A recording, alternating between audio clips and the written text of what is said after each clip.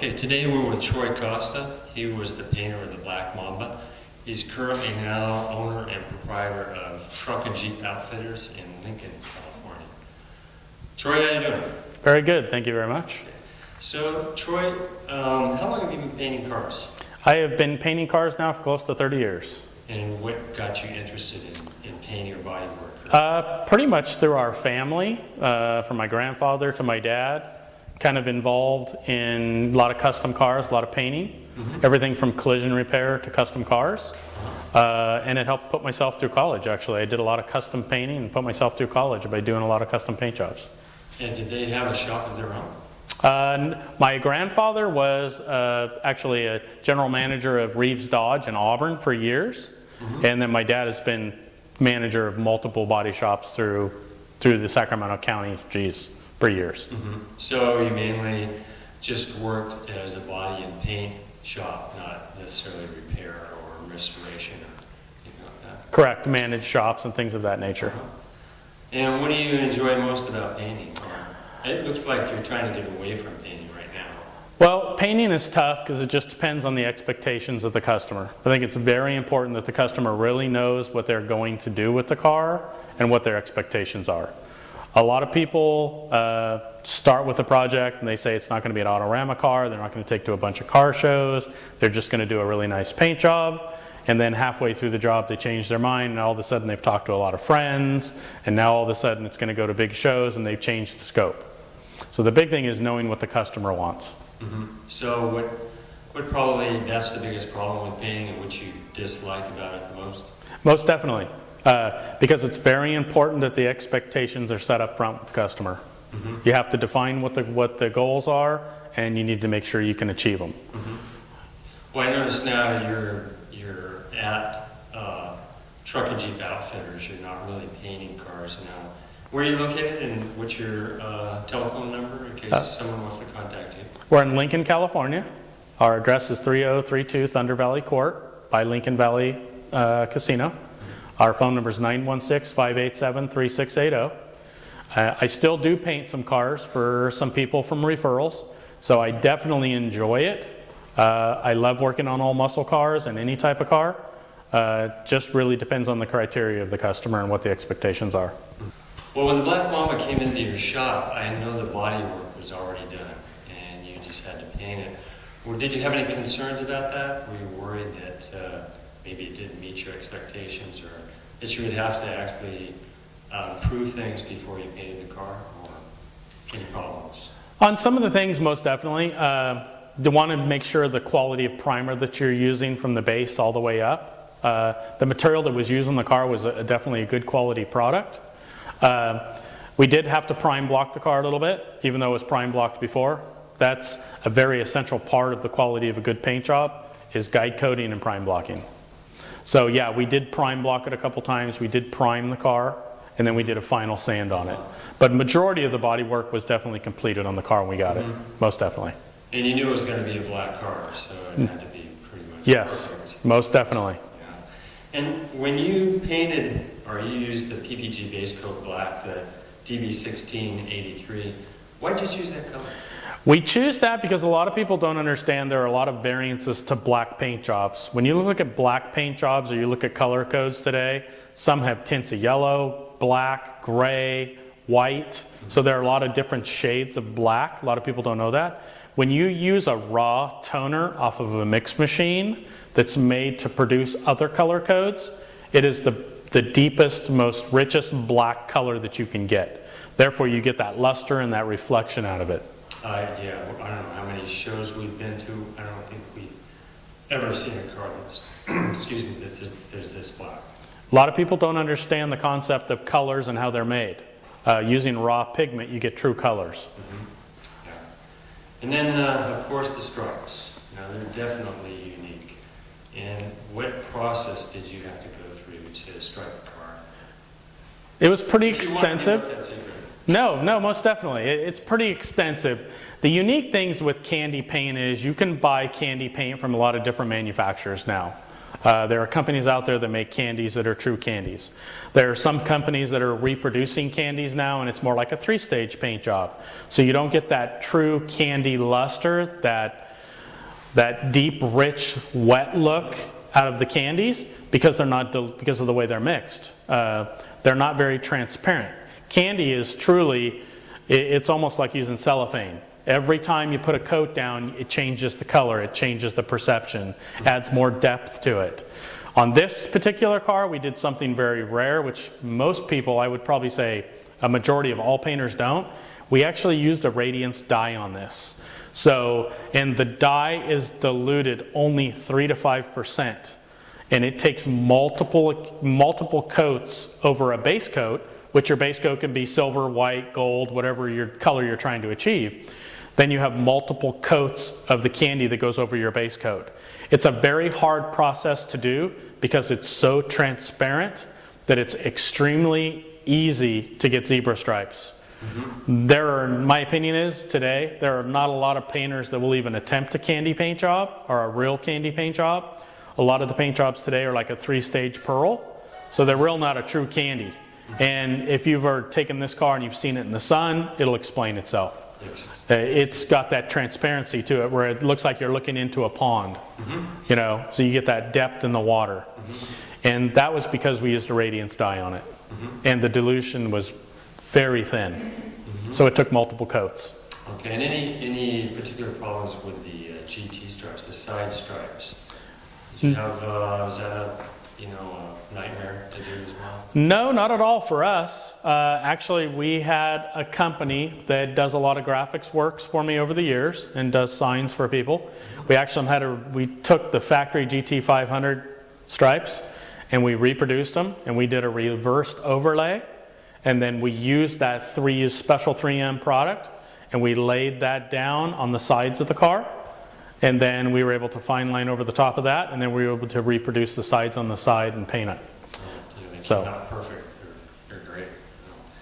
And how about the hood now? Is it carbon fiber hood? And originally it was fiberglass. Most definitely. And has that actually presented any challenges as well? Because it is a different material, it's carbon fiber? No, not at all. I think it was definitely a benefit to the owner, to Scott and Laura. For the simple facts is, fiberglass cracks, no matter who does the work or what you do, it's always going to crack. It's going to create problems for you.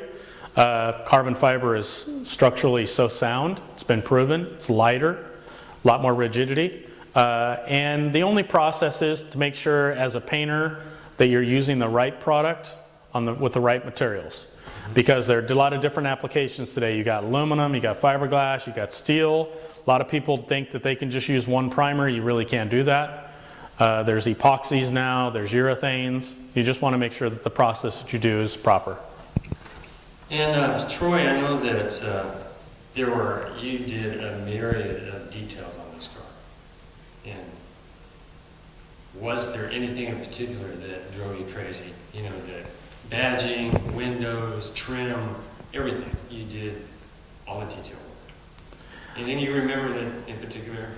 No, I think the big thing is there are a lot of people that build cars today, and at the very end of the project, when the owner's getting excited, the builder's getting tired of seeing the car, they start cutting corners or they lose their patience and they don't give the customer the end result that they should be.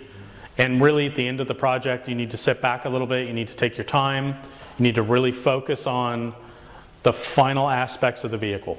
The detail is so important, the final assembly, the polishing work, the buff work, how the car runs, because if you're really not spending a majority of your time at the very end of the process to finish it for the customer will be extremely unhappy. And this car just needed that little finesse at the end to finish it off so the customer was going to be able to take something and really appreciate it. And I think it's really spoken for itself. I believe this car was painted in 2009? Yes. 2010? 2009. And you can see the quality of the paint job because of the material we used and the process. This car looks 99.9% as good as the day we painted it. Yeah. And a lot to speak of that with the customer and how they take care of their product too, the upkeep. So, I mean, the car had issues that we had to address, but all vehicles do. You know, the big thing about builders today, at the very end, they're always going to chip things, they're going to scratch things, and you have to be able to justify that and be able to take care of that at the very end of the process. And the final detail work speaks for the vehicle. It really makes the end result. Oh, absolutely. And this car did not start off as a show car, but it turned out so nice. We couldn't help it. We had to enter it, and people were asking us, this car has got to go to this show or that show. And it's won a myriad of awards. Yeah, it's an incredible vehicle. There's been a lot of really good people involved in it. It's just really important that people work together. All your builders work together to give the customer the end result. Because a lot of people, when they build these cars, they will hand the baton off, but then someone has to pick it up and they're cleaning up stuff from the person before them. And unfortunately the customer's the one that has to pay for that. So and it's something you have to be careful with. But this is truly an incredible vehicle. So Troy, overall, how many hours do you think were spent just on painting the car? What was involved? I would say the process between prime blocking, masking the car, basing the car, laying the stripes, clearing the car, getting those nice crisp lines with no bleed through, with the correct fine line, using the correct product. I would say there's well over 200 hours just in the body. And then we get into the color sanding and buffing stage. The color sanding and buffing stage, this car probably has close to 60 to 80 hours in it. So almost 300 hours. Most definitely. The process is using 1,000 grit paper, then 1,500, then 3,000 paper, and then it gets compounded with a wool pad, then it gets done with a foam pad. Then you have to go back over it, wipe it down, then you have to polish it, and you have to make sure it's deswirled. And the end result is obviously the reflection. So everything the owner doesn't see, you really can't appreciate it until he sees the end product. Yeah, there are some owners that really get involved and they understand the concept of what it takes to build a car. But my opinion is there are a majority of them that don't. That they think just painting a car is simple. You just go in a booth and paint it, and it just doesn't exist. Yes.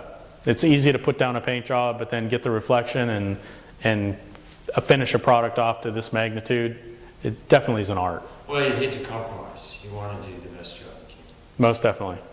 Yeah, people budgeting cars, they need to make sure when they budget a car that it's a realistic budget, I think it's important people know that, especially with your car, because people are looking at this and they're like, wow, can I build that car for $40,000? No, you're not going to build that car for $40,000. Well, that's funny, Troy, because you just told me it took almost 300 hours just to paint this car. And most shops are going to charge $100 an hour. We're talking $30,000 just to paint the car. Yeah. And people want their car, of course, to look like this, but they don't want to pay $30,000. Yeah. So, yeah, go ahead. And then you've got the material costs behind it. A lot of people don't understand. There are a lot of people out there that will buy really high-end product, but there is a lot of inexpensive product you can buy too. The customer thinks he's getting a good quality product, and you're not going to get the longevity out of a paint job like you are with this car because of the quality of product. And most people under budget when they build a car. They go in with the expectation. I mean, I see this so much. It's so unfortunate that they go in with an expectation with just one person or two people, maybe it'd be a relationship or not. They get 70% through the build. They run out of money because it wasn't budgeted properly. They end up taking the car home. It sits in their garage, sits there for 2 or 3 years, creates a lot of domestic problems. They end up parting the car out or selling the car. They lose their investment. It becomes not fun for the individual anymore. And then they don't want to build another car. My opinion is majority of the people out there don't do all their research up front, and they don't budget properly. They change their expectations halfway through the build, and it goes from being a $20,000, $30,000 car to a $100,000 car. Now they can't afford to build it, and it makes it frustrating for everybody, the builder, the owner, and it takes the fun out of the project. And my opinion is there are so many of those people out there that have experienced that, and they shouldn't have to, because if it's just like building a house. You start with your foundation, you have to budget everything out. No different with a car, no matter if it's a car that's just going to be a hobby or if you're trying to build a car to sell it. You really need to treat it like a business plan. You have to make sure it's budgeted properly. And of course, there are always surprises, that crop up that you find as you tear the car down that, they weren't planning on and you weren't planning on, but that wasn't your fault. It's just part of the building process. They should budget for that as well. Most definitely, especially if you send the car to a media blaster. because it will expose a lot of things that you'll never see when the car's painted. So yeah, definitely be careful with the choice of your vehicles.